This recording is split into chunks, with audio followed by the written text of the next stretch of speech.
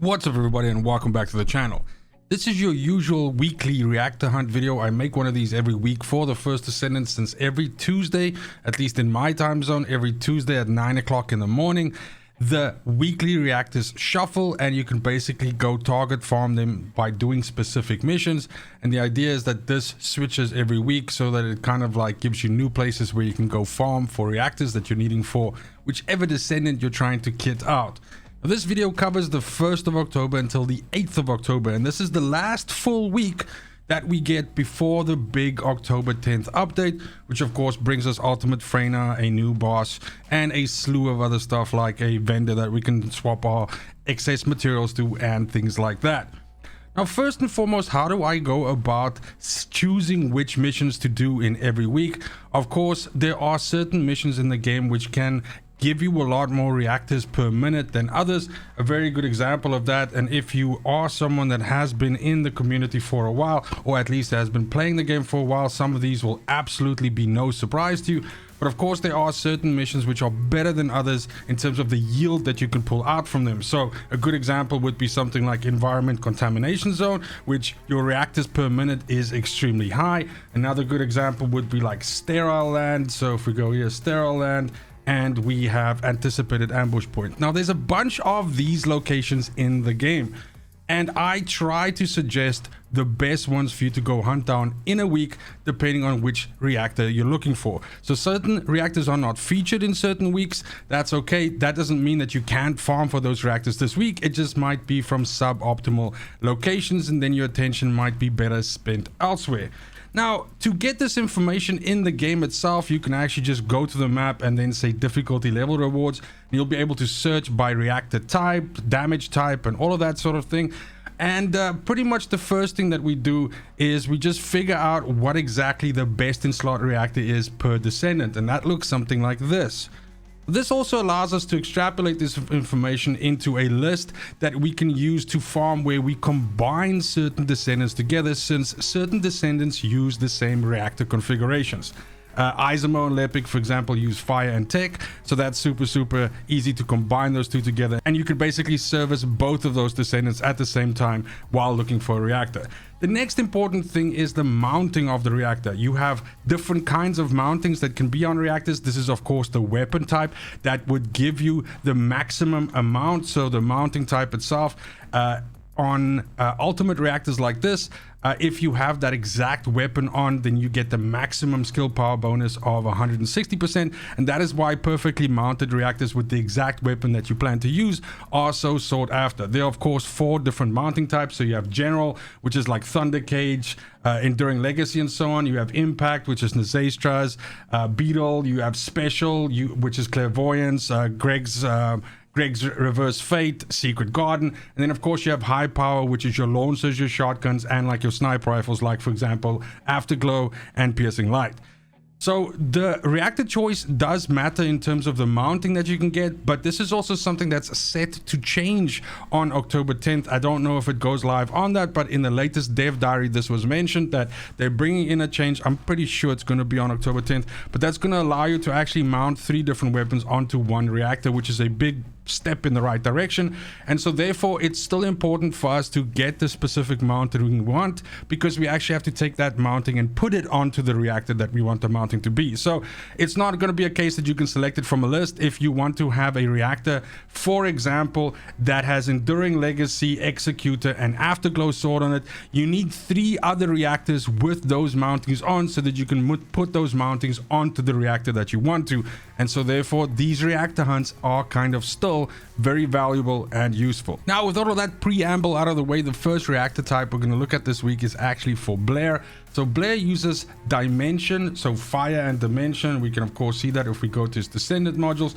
You can see that most of his, and let me move my face to the side here, most of his sexy abilities are dimension abilities. Therefore his reactor type of choice is fire and dimension. So if we go and we look and we say, okay, cool, we want fire and we want dimension, we're going to come up with repository. And this is a fantastic area. It's in the sterile land. It has this Kuiper mine.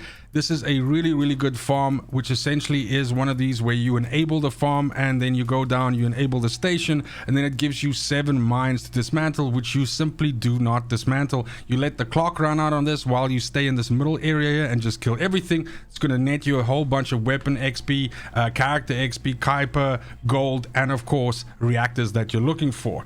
Now, bear in mind, you don't need a bunny to do this farm. Even though the footage shows a bunny, you can also, of course, use something like Kingsguard Lance and basically just put your turrets in that middle area, and that will shoot the enemies as they run to you as well, which is just really efficient. Last but not least, the reactors found this week in that area will drop with an impact mounting. And of course, impact weapons can be things like the Perforator, it can be Wave of Light, it can be Peacemaker, but it can also be Blue Beetle, and it can also be Nazastras.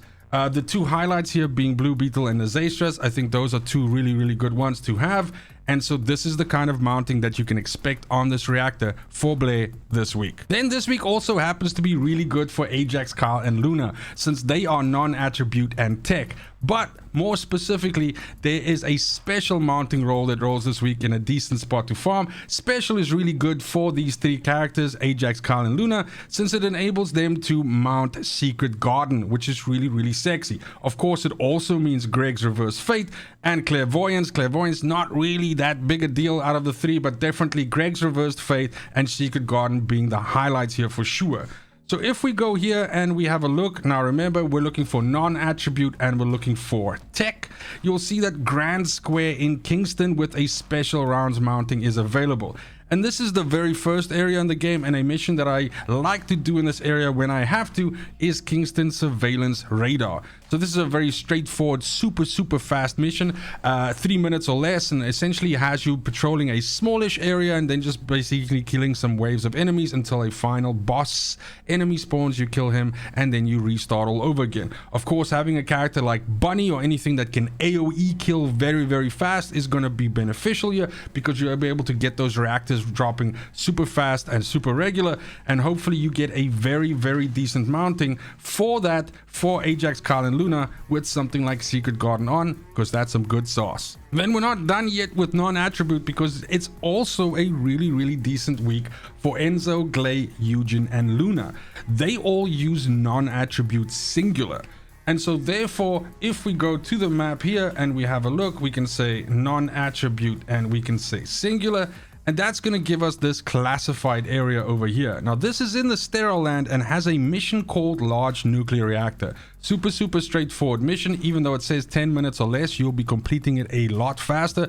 This is one of these holdout missions where as soon as you start it, you have a circle in the middle. You have to stand in the circle and capture the area while enemies charge you and try to kill you, coming from different sides of the circle, basically.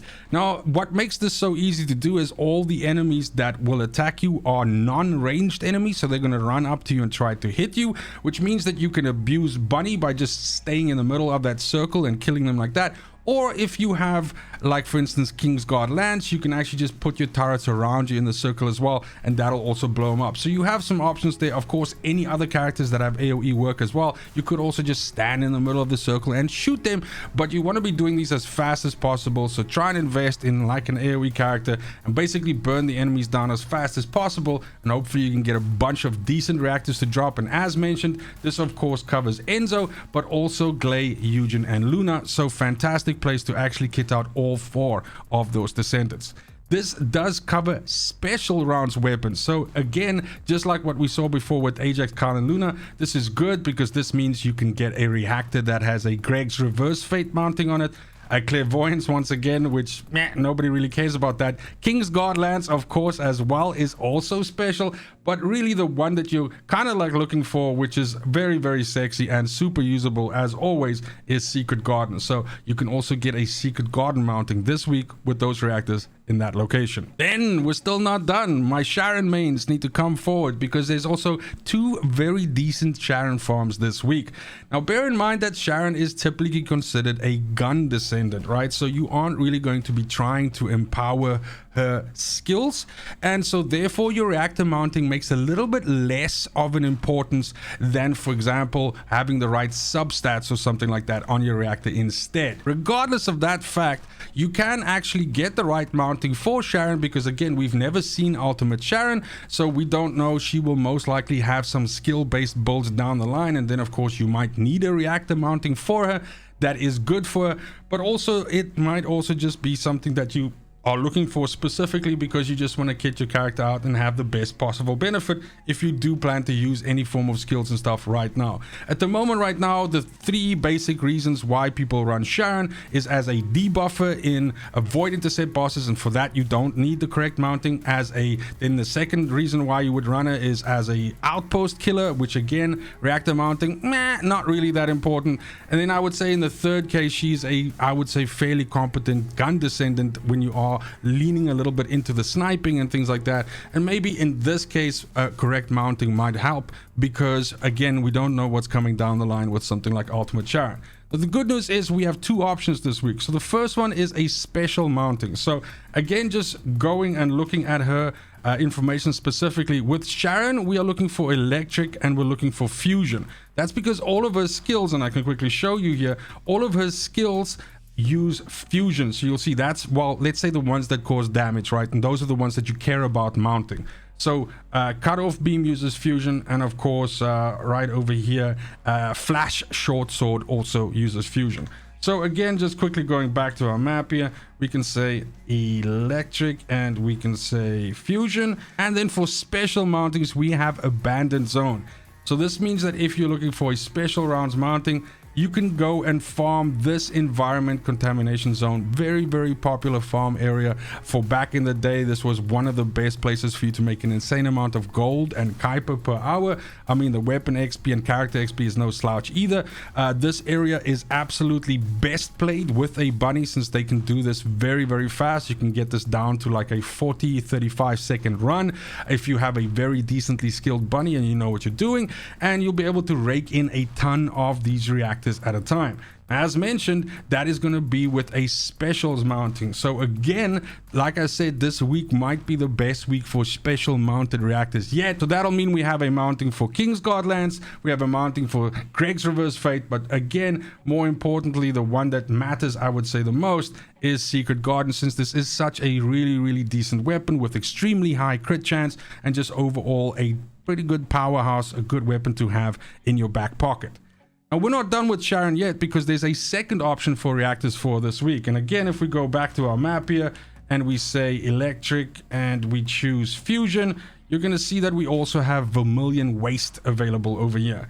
Now, Vermilion Waste has an outpost over here that you can farm very much similarly to the old Valby farm. So the old Valby farm was basically, the idea was it was an outpost and you would just go in circles with Valby and you would leave the boss in the middle untouched, and you would just be spawn killing all of the enemies, and you can do this for the entire duration of the outpost before it goes offline and you fail the mission. I think it's 2 minutes and 36 seconds, and doing it this way will net you a fat amount of character XP, weapon XP, Kuiper gold, and of course, you guessed it, reactors.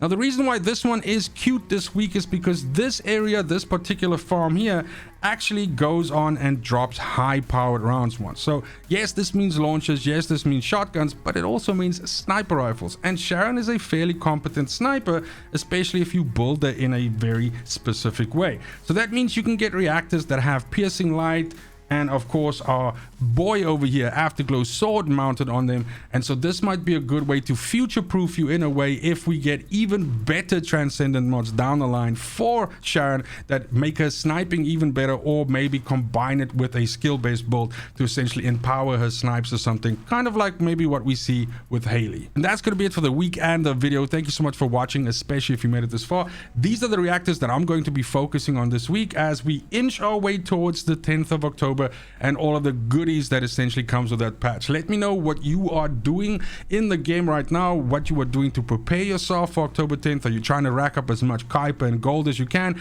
Are you taking a break and playing some other games? Let me know what you guys are up to. Also, let me know if you plan on coming back on October 10th, or if you have decided to take an even longer break from the game. Other than that, it's just super important to me that you have a fantastic morning, afternoon, evening, wherever you are in the world. Till next video, fucking cheers.